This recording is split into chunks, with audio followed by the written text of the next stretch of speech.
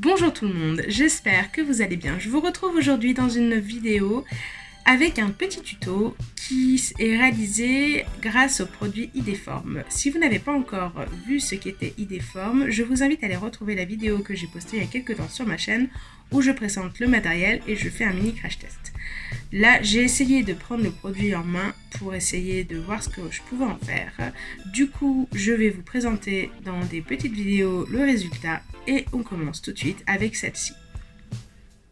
Alors, je vous propose là de faire des bijoux. Nous allons faire une paire de boucles d'oreilles et un pendentif. Pour commencer, on va faire les boucles d'oreilles. Vous allez faire ramollir la pâte de la couleur de votre choix. Là, cette fois, j'ai pris une pâte unie, j'ai pas fait de mélange. Je vais à l'aide d'un emporte-pièce marquer ma pâte. Donc, je vous conseille de ne pas vous entêter comme moi à vouloir enlever l'excès de pâte tout de suite. En fait, une fois redurci, ça se coupe super bien. C'est beaucoup plus net et beaucoup moins embêtant en fait. Donc là on voit que je coupe ça avec des ciseaux, mais on va voir après qu'avec un cutter, enfin une lame, ça se fait très bien aussi. Et l'avantage du coup, une fois que c'est endurci, vous pouvez couper les petits excès pour faire votre pièce un peu propre. Ensuite je fais la deuxième, je vous conseille vraiment de bien vous mouiller les doigts. Plus vous mouillez les doigts, plus c'est facile, lisse et ça glisse tout seul, ça colle pas.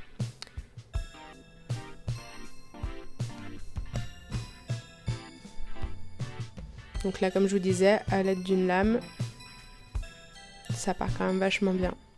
Et quand ça redurcit, c'est nickel. Bon, par contre, on voit que ça accroche pas aux doigts, mais ça accroche aux ongles quand même. Hein. Et encore là, ça va pas être le pire. Et là, les boucles d'oreilles, pour l'instant, c'est fini. Je vais passer à mon pendentif. Donc là, j'ai des excès de pâte d'un autre tuto. Donc, comme vous allez comprendre après pourquoi je m'en fiche un petit peu de la couleur de mon pendentif, j'ai mélangé ça. Alors, je vous avoue que c'est pas une couleur super jolie, c'est une espèce de marron gris. Mais j'avais vraiment mélangé un peu n'importe quoi. Hein. C'était vraiment des bouts qui traînaient pour pas recasser un carreau. Pareil, je l'étale le plus possible. Et là, c'est une structure carrée. Je crois que ça vient de chez Pearl & Co. Mais ça se trouve un peu partout dans les loisirs créatifs. Je vais bien marquer ma pâte. Je m'en sers pas presque comme un emporte-pièce, on va dire. Je laisse un peu redurcir. Et je vais enlever pour l'instant ma petite base en métal. On va voir après ce qu'on en fait. Et je dégage mon carré. Donc là, je l'ai fait avec une base carrée. Vous pouvez faire ça avec un rond ou une goutte, enfin ce que vous avez sous la main. Là, j'ai vraiment fait avec ce qui traînait chez moi. Donc vous voyez, une fois redurci avec la lame, ça demande un petit effort, mais ça se fait, c'est pas non plus insurmontable.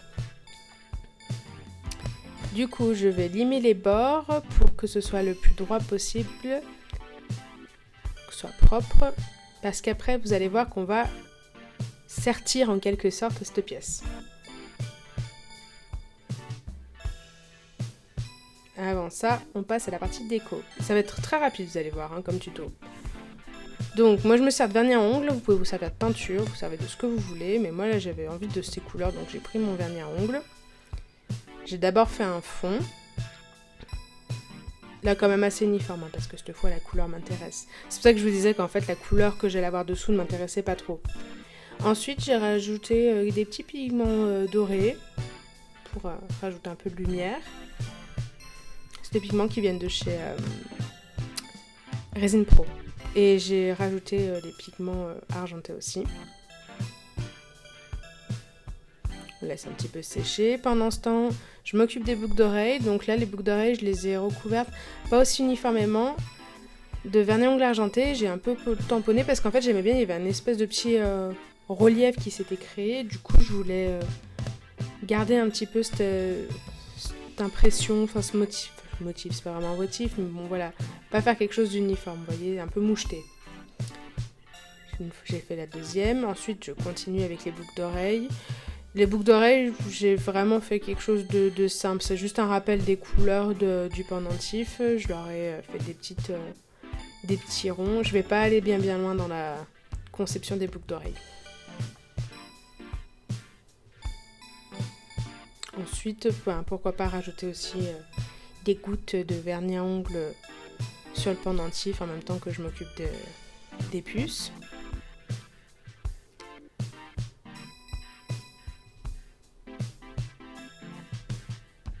Là, c'est vraiment le moment, en fait, ce que vous avez envie de faire. Comme je dis, un tuto, c'est juste pour donner l'idée. Après, le reste, c'est votre créativité. J'ai bien tout laissé sécher. Et du coup, je reprends mon estampe de base, ma structure.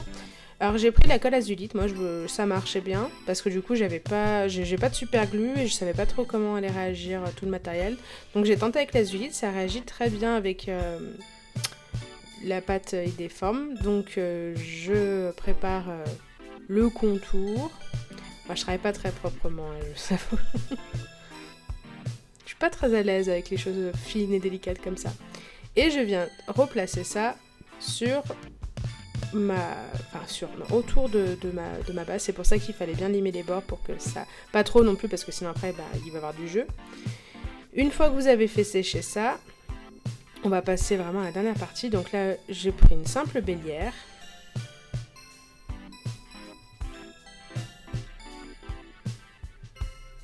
Et je vais aller la coller sur mon pendentif. En essayant de centrer.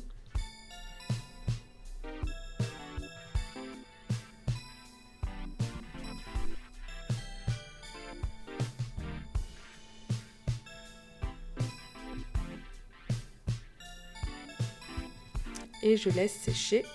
Pendant ce temps, les boucles d'oreilles elles aussi ont séché. Et je vais tout simplement leur mettre une petite puce, toute simple derrière. J'ai oublié de filmer, mais du coup, pour ces puces, moi, mes fermoirs, c'est des... comment ça s'appelle ?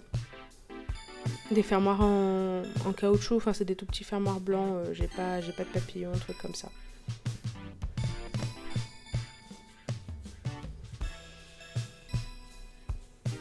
Et voilà, on laisse le tout sécher.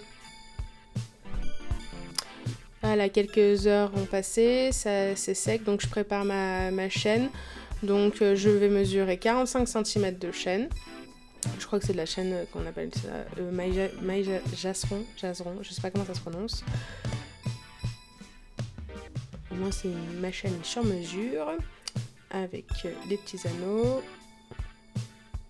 Hop là, d'un côté anneau mousqueton et de l'autre côté un simple anneau. Avant de passer le deuxième anneau, pensez à passer votre chaîne dans la bélière. À part si c'est un tout petit anneau et que ça passe quand même, mais moi ça passerait pas. Donc du coup, j'ai réfléchi à temps. Et hop.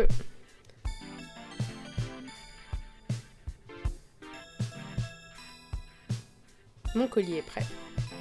Et voilà.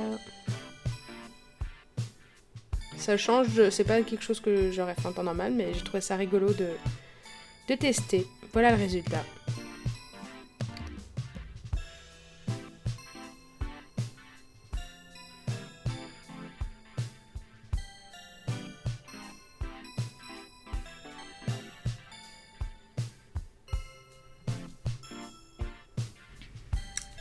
Et voilà, le tuto est terminé. J'espère que ça vous aura plu et que vous aurez vous aussi envie de découvrir ce qu'on peut faire avec. Je vous mets pour ça le lien sur la page d'Idéforme et je vous invite à aller regarder leur feed de Instagram car c'est là où ils repostent les créations qu'on leur envoie. Je vous remercie d'être parmi nous. Je vous invite à aimer, à partager et à commenter cette vidéo pour m'aider à avancer. Je vous rappelle aussi que vous pouvez me suivre également sur Instagram, sur Facebook et que tous mes bijoux sont en vente sur mon site internet Paola Maiello. Tous ces liens seront bien évidemment aussi dans la barre d'infos, juste en dessous. Je vous fais des gros bisous et je vous dis rendez-vous au prochain tuto Idéforme. Ciao!